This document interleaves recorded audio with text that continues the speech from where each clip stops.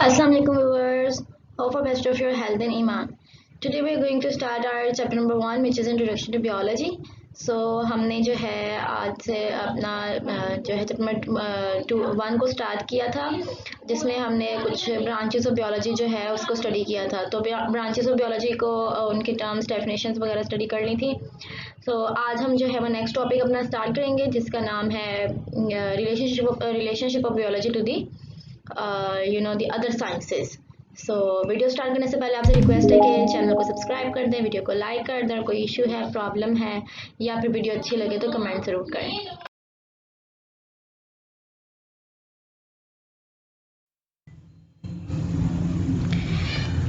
Okay so students, आज हमने start करना है अपना second topic which is the relationship of biology to the other sciences. ठीक है, आपको पता है कोई जो साइंस है ना वो पूरी जो है रिलेशनशिप के साथ ही है। किसी भी एक साइंस को आप दूसरी साइंस से अलग नहीं कर सकते। इंटर रिलेटेड है with all other sciences. So the inter relationship among the different branches of this science can not be denied. ठीक है, इसको आप जो है रिजेक्ट नहीं कर सकते हैं। कैसा हो कि एक साइंस अगर बियोलॉजी है तो केमिस्ट्री के साथ उसका कोई रिलेशन नहीं है, फिजिक्स के साथ कोई रिलेशन नहीं है। It is not possible. Then biology includes information on various aspects of living things, but these information relate to other branches of science as well. Each branch of science has relationship with all other branches. For example, when studying the process of movement in animals, the biologists have to refer to the laws of motion in physics. And this forms the basis of the interdisciplinary sciences. ठीक है, तो इसका मतलब ये है कि अगर आप एक एग्जाम्पल है कि बायो है, बियोलॉजी में आप स्टडी कर रहे हैं मूवमेंट ऑफ एनिमल्स को। ठीक है, तो मूवमेंट ऑफ एनिमल्स को आप इस तरह नहीं बिल्कुल कि आप बस उसकी मूवमेंट ऑफ एनिमल्स स्टडी कर लें बायो के फील्ड में रह के।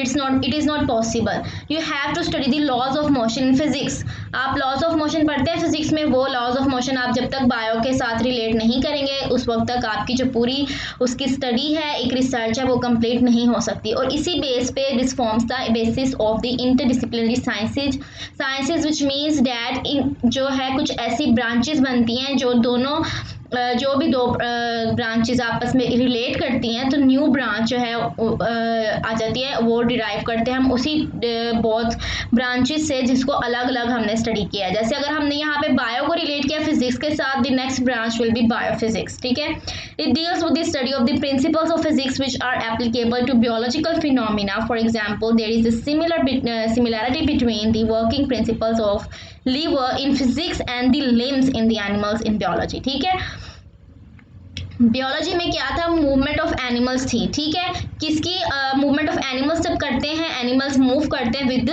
लिम्स। ठीक है, अपनी लेग्स से या लिम्स से मूव करते हैं। Limbs is a technical term for legs. Legs थोड़ी ज़रा कॉमन और लिम्स जो है वो टेक्निकल टर्म है जो मोस्टली बियोलॉजी में या साइंस में आप कह सकते हैं उसको यूज़ करते हैं। ठीक है, सो अब जब तक आपने देखे फिजिक्स में आप पढ़ेंगे लॉज ऑफ जो है मूवमेंट या principles working principles of lever. ठीक है, जिस तरह से आप लीवर के वर्किंग प्रिंसिपल को स्टडी करते हैं फिजिक्स में, उसी तरह आप लिम्स ऑफ साइंस को लिम्स ऑफ एनिमल्स को स्टडी करते हैं बियोलॉजी में।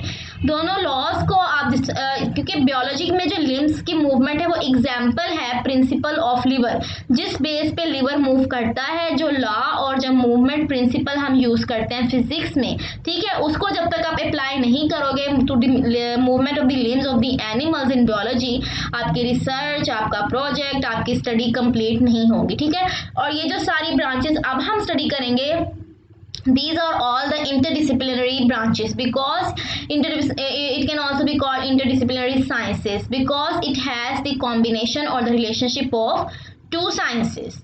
ठीक है, next we have is the biochemistry. It deals with the study of the chemistry of the different compounds and processes in living organisms. For example, the study of basis metabolism of the photosynthesis and respiration involves the knowledge of the chemistry. ठीक है, आप biology में आप study करें different processes, बियोलॉजिकल processes हैं, उसमें आप कोई भी ले सकते हैं, रेस्पिरेशन हो, डाइजेस्टिव सिस्टम हो, excretory system, reproductive system, nervous system, any system you go if you study. So the study of the basic metabolism of the photosynthesis and the respiration involves the knowledge of the chemistry. जब भी आप photosynthesis को या respiration को study करेंगे, आपकी study उस वक्त तक कंप्लीट नहीं है जब तक उसमें केमिस्ट्री ना आए, क्योंकि आपने केमिकल कंपाउंड्स की प्रोडक्शन, उनका यूज़, उनकी जो है सारी एनालिसिस, आप उसमें स्टैट भी आएगा कि कितने केमिकल कंपाउंड्स जो है वो यूज़ हो रहे हैं, कितने केमिकल कंपाउंड्स जो हैं वो प्रोड्यूस हो रहे हैं, प्रोडक्शन कितनी हो रही है, उनका बैलेंस क्या है। ठीक है, तो जब तक आप बायो के अगर आपने प्रोसेसेस स्टडी करने हैं, फोटोसिंथेसिस और रेस्पिरेशन, उस वक्त तक आपकी स्टडी कंप्लीट नहीं है जब तक आप उसमें केमिकल्स को स्टडी नहीं करेंगे, केमिस्ट्री को इन्वॉल्व नहीं करेंगे, और इस साइंस को हम बायोकेमिस्ट्री कहते हैं।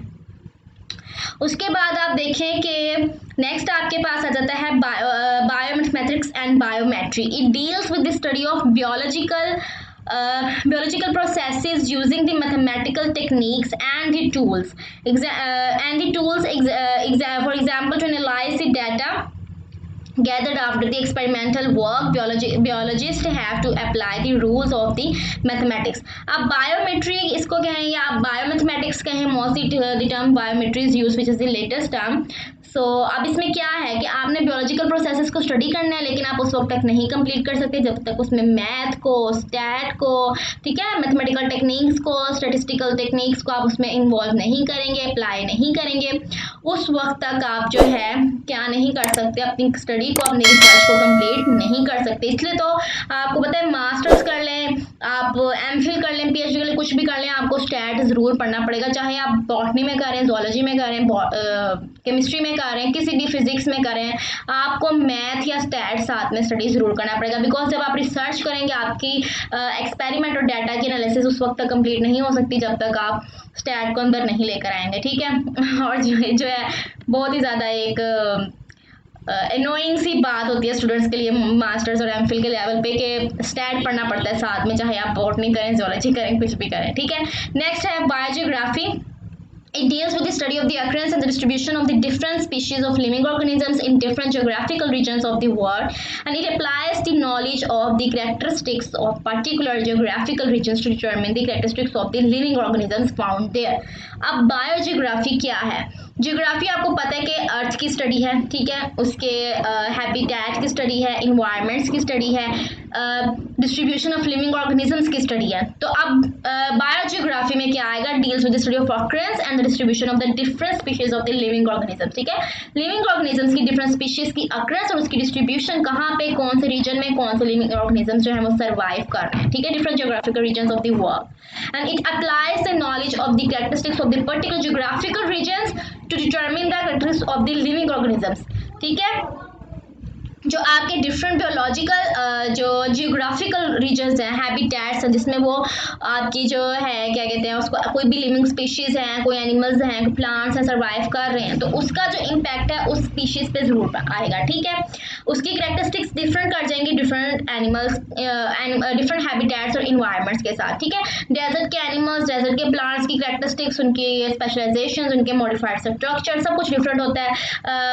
अगर आप उधर आ जाएँ फॉरेस्ट वाली साइड पे आ जाते हैं, ग्रीनरी के एरिया में जो एनिमल्स, प्लांट्स सर्वाइव करते हैं, उनकी कैरेक्टरिस्टिक्स, उनके स्ट्रक्चर्स, एवरीथिंग इज डिफरेंट। ठीक है, next we have bioeconomics. Bioeconomics, it deals with the study of the organisms from economical point of view. For example, the cost value and the profit value of the yield of the wheat can be calculated through the bioeconomics, and and the benefits or the losses can be determined. ठीक है, अब bioeconomics क्या है? इसमें आप profit और loss, क्योंकि economy में जो है वो प्रॉफिट और लॉस को डील किया जाता है मोस्टली ऑलमोस्ट। ठीक है, तो अब बायो इकोनॉमिक्स क्या होगा कि deals with the study of the organisms from economical point of view से आपने इसको स्टडी करना है, with example that the cost of the value and the cost value and the profit value of the yield of the wheat के yield की profit value और उसकी cost value. ठीक है, उस पर क्या कॉस्ट आ रही है, उसको ग्रो करने में, उसके पूरा जो प्रोसीजर है उसको एंड तक पहुंचाने में, उसको कंप्लीट करने में, और फिर बाद में क्या प्रॉफिट वैल्यू आती है। ठीक है,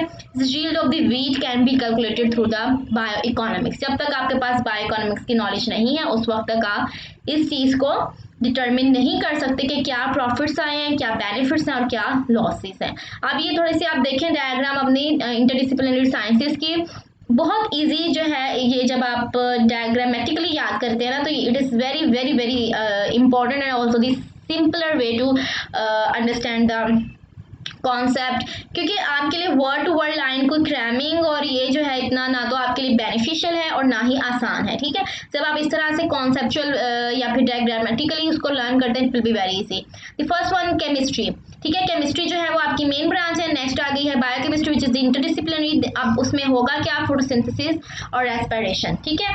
उसमें आप क्या देख रहे हैं, उसमें आप देख रहे हैं फोटोसिंथेसिस और रेस्पिरेशन। नेक्स्ट आपके पास इधर अगर जाए राइट साइड पे, इट विल बी इकोनॉमिक्स। अगर इकोनॉमिक्स में आप स्टडी करेंगे बायो इकोनॉमिक्स, इसका इंटरडिसिप्लिनरी जो है वो ब्रांच है और उसके बेनिफिट्स एंड लॉसेस को आपने स्टडी करना है, कोई भी किसी भी चीज़ के, ठीक है। उसके बाद नेक्स्ट आपके पास यहाँ पे जो है आप मैथमेटिक्स को देख लें, उसकी मेन ब्रांच है और उसमें अगर बायो के साथ इंटरडिसिप्लिनरी बन रहा है तो वो बायोमेट्री है और डाटा एनालिसिस आ जाएगी, क्योंकि आप जब तक उसमें जो है अपनी डाटा की एनालिसिस नहीं करेंगे उस वक्त तक आपका काम कंप्लीट नहीं होगा, ठीक है। उसके बाद फिर आपके पास है न्यूक्लियर। इसमें जब सबसे पहले अगर आप मेन ब्रांच देखेंगे तो फिजिक्स है, फिजिक्स के बाद बायोफिजिक्स है और बायोफिजिक्स के बाद मसल्स और बोन्स की जो स्टडी है उसमें मूवमेंट का रूल आ जाता है, मूवमेंट के लॉज आ जाते हैं, तो वो सारे उसको आप उसके ऊपर जब तक इम्प्लीमेंट नहीं करेंगे उस वक्त तक आपकी कंप्लीट नहीं है जो रिसर्च है। उसके बाद आता है आपके पास ये जियोग्राफी। जियोग्राफी में क्या है, जियोग्राफी में हम पढ़ चुके हैं कि बायो जियोग्राफी है, उसमें डिस्ट्रीब्यूशन है डिफरेंट लिविंग ऑर्गेनिजम्स की, और बायोलॉजी जो है जो मेजर थी और उससे साथ रिलेशनशिप है ऑल अदर ब्रांचेस के, ठीक है। तो इस तरह से ये आज का हमारा टॉपिक था जिसमें हमने इंटरडिसिप्लिनरी से ब्रांचेस को जो है वो स्टडी किया है। सो आई होप आप सबके लिए ये बहुत बहुत बहुत ज़्यादा हेल्पफुल होगा। Thank you so much for watching. Make sure to subscribe the channel, like and comment the video. Bye bye, take care, अल्लाह हाफिज़।